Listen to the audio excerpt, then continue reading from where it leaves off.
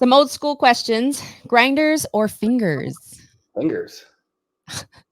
That is definitely old school. I used to say that till I had my second baby. And I don't have time to be grinding it with my fingers.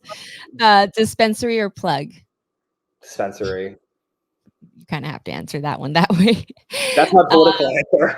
Yeah, exactly. Yeah, I got a few guests that are like, "Oh, I gotta answer it this way." I'm like, "Good for you. You remembered." Floral. Priscotty. I get it delivered through Priscotty. There you go. Floral or gasoline terps? Gasoline.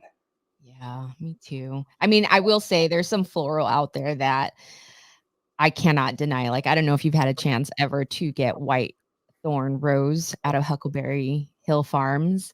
But my God, the profile on that, it's like it's just not, it's unexplainable.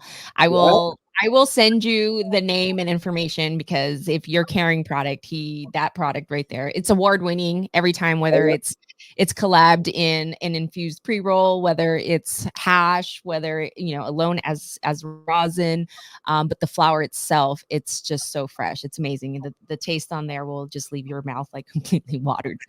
Bong tokes or joints? What? Bong tokes or joints? Joints, but blunts. Joints don't. I mean, joints don't smoke that well unless they have a nice tip and it's wrapped nice. So, a glass tip joint, I'll take that. You'd be surprised. I am an Emerald Cup judge. I'm back on this year for the third time. I'm excited to share all the entries because last year we got over 50 entries, and I tend to do like little clips so that you guys are able to see what's coming in. But yeah, it's interesting what comes in nowadays because joints or pre-rolls have just elevated their game. Like the brands that have decided to focus on that, like you said, the glass tip, like a hash hole, nicely rolled, great flour, great rosin all the way in and out, and then it smokes nicely with no runs or any like. That's just the best. That's the biggest complaint I think I have with joints is just the runs in different ways. Sometimes you can't even smoke them. I mean, yeah, I guess there's techniques to it. If there's like a nug that was left or like something that wasn't fully like grinded out, that's to the ratio of all the flour, especially if they're like infused, that can cause that. But I also heard that paper does that. Certain papers will have more of increase in rate runs than other ones, which is interesting. But I think you're going to answer my next question since the next one is papers or leaves. Leaves, they smoke better. Yeah. Have you ever had a banana leaf blunt? No.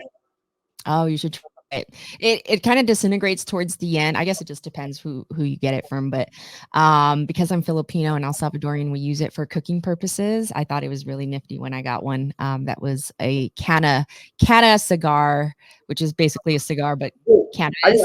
I've had Cannagar, so maybe they used them in that. I don't know. Maybe I had. I never even realized.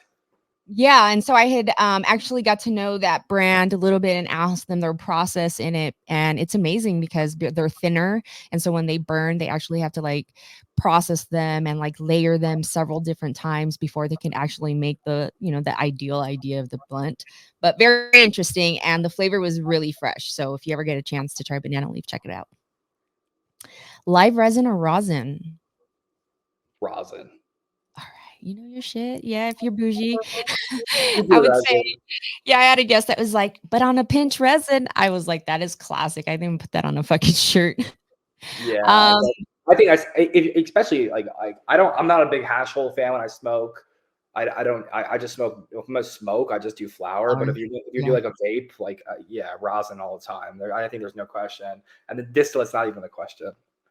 Yeah, the flavors are nuts. But yeah, there's some good resin out there that I've had. But there's some good products. Yeah, Bloom makes a good one. Bloom has a good resin product.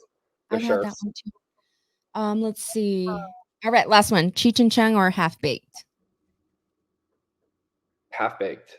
I was like, you're 28. You gotta pick half baked. Yeah. All right. So a little before my time. Yeah, they're still, I know they're like very much part of our culture and built it out, but I am definitely a half-baked type of person, I would say, just more on the goofy end. And honestly, I love Dave Chappelle, and so can't go wrong with half-baked. Complete classic. All right. I appreciate you and everything that you shared today. We will make sure that all of the links to your website and where to find you will be in the description. Any last words before we get out of here? No, I mean, just whatever you're doing, just be persistent, right? Like, don't feel bad for being persistent. I think that's the key. No matter what it is, right? Like and that goes for everything, for any industry too, not just cannabis too. So keep being persistent for what you want. Don't be scared of the fear of failure. Don't let that stop you from getting going, and just keep moving forward. You'll get to where you need to be. And you'll get, just keep putting one foot in front of the other, no matter how scary it gets. I think that's the key. Yep. Love that. I completely agree. All right, guys. I appreciate you guys coming in today. If you guys have any questions, jump in the comments, shoot us an email. We appreciate you guys tuning in to our podcast. Until the next one, peace.